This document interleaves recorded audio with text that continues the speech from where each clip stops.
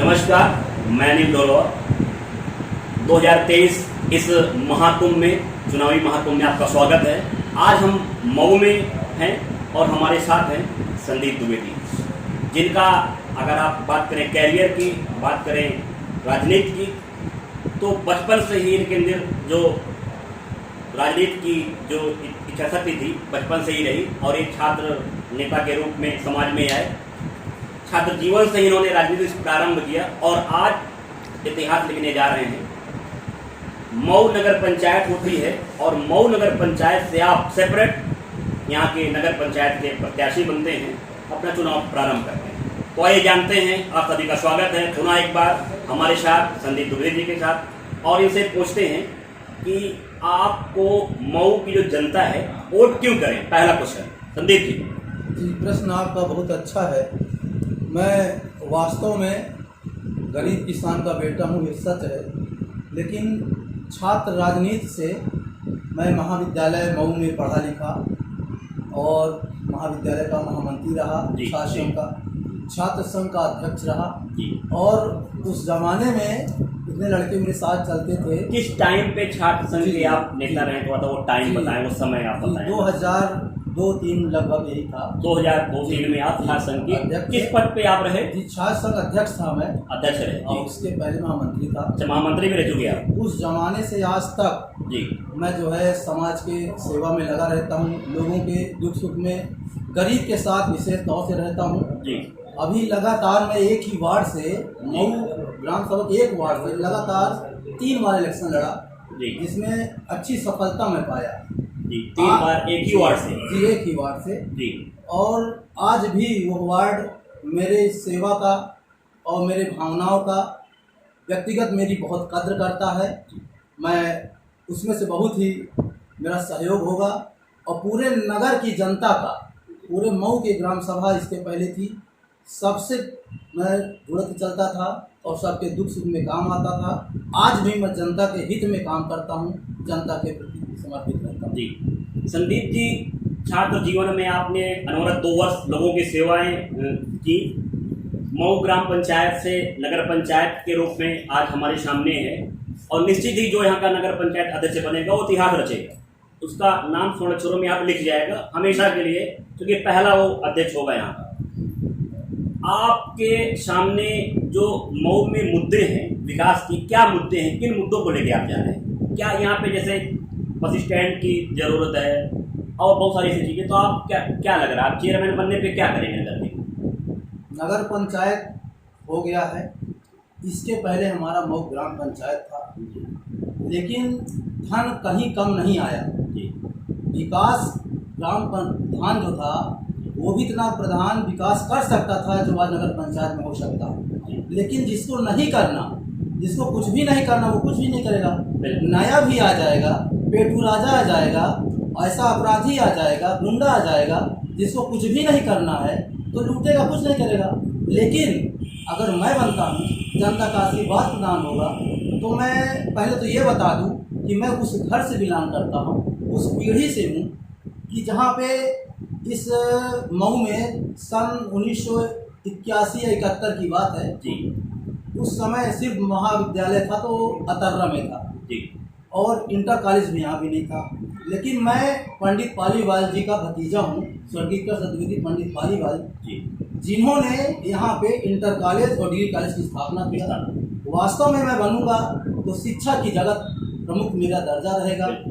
शिक्षा के बाद सड़क, नाली, नर्दा, जल, जो भी सेवाएं होगी जनता के प्रति, विकास में कोई भी रुकावट नहीं आएगी और विकास करूंगा, जनता के बीच रहूंगा, जनता का धन नहीं खाऊंगा और जनता से झूठ नहीं बोलूंगा। जनता देख रही है, जनता सुन रही है, जनता से सवाल करेगी संदीप जी। जी जी जी, संदीप जी को सुन रहे हैं आप कि जो भी जीवन जीने के लिए मूलभूत सुविधाओं की अत्यंत आवश्यकता होती है, उन मूलभूत जो सुविधाएं हैं उन पे कार्य होगा। निश्चित ही शिक्षा बहुत बड़ा विषय है और अगर व्यक्ति शिक्षित है तो अपनी सारी कमियां जो भी समाज में है, परिवार में है, गांव में है, वो ऑटोमेटिक पूर्ण हो जाती है। शिक्षा से ही व्यक्ति पूर्ण होता है।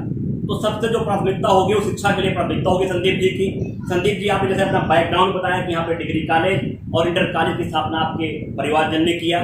शिक्षा का चूँकि बराबर जुड़ा हुआ है परिवार, और निश्चित ही युवाओं को जो शिक्षा का स्तर है हमारे जनपद में, अभी हमारे जिलाधिकारी हैं और देश के मुखिया से उन्होंने सम्मान प्राप्त किया है।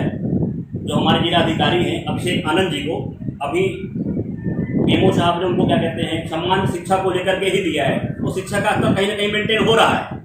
तो आपका एक शिक्षा का मुद्दा हुआ, इसके अलावा और कौन से मुद्दे हैं जो जीवन जीने के लिए और भी जरूरत पड़ती है?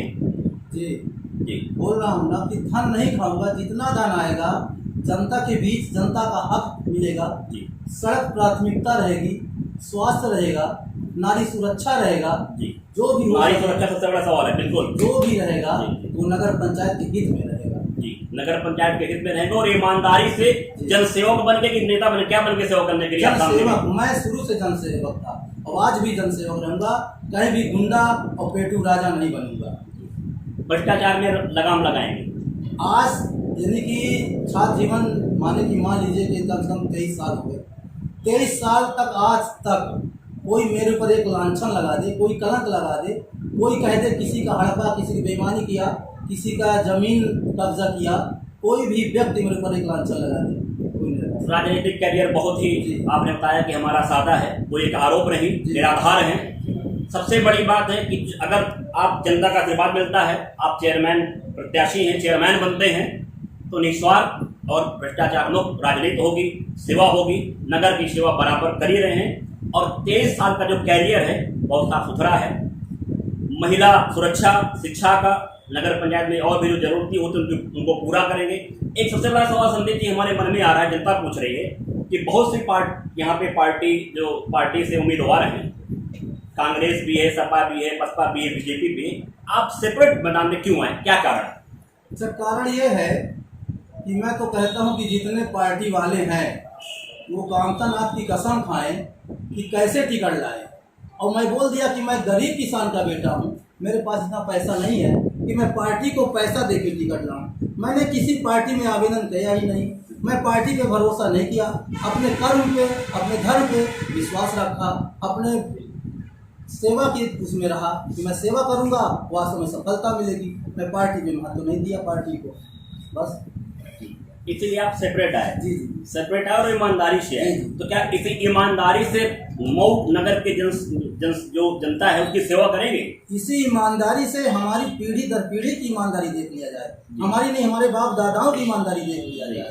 अगर उसमें कोई भी खोट आता है तो सहर्ष त्यागने को मैं तैयार हूँ। संदीप जी, आप राजनीति कर रहे हैं, जनसेवक है, जनता की सेवा के लिए आप मैदान पे आ रहे हैं। आप अपने पूर्वजों की सेवाएं के बदले आ रहे हैं कि व्यक्तिगत सेवाओं पे आ रहे हैं? नहीं, मैं तो व्यक्तिगत सेवा पे आ रहा हूँ, लेकिन मैंने क्या कहा कि जो कलंक की बात कह रहे हैं तो बोल रहा हूँ कि मेरे वंशजों का देख लिया जाए, उनका भी देख लिया जाए कि मेरा चरित्र कैसा था, मेरे परिवार वालों का कैसा।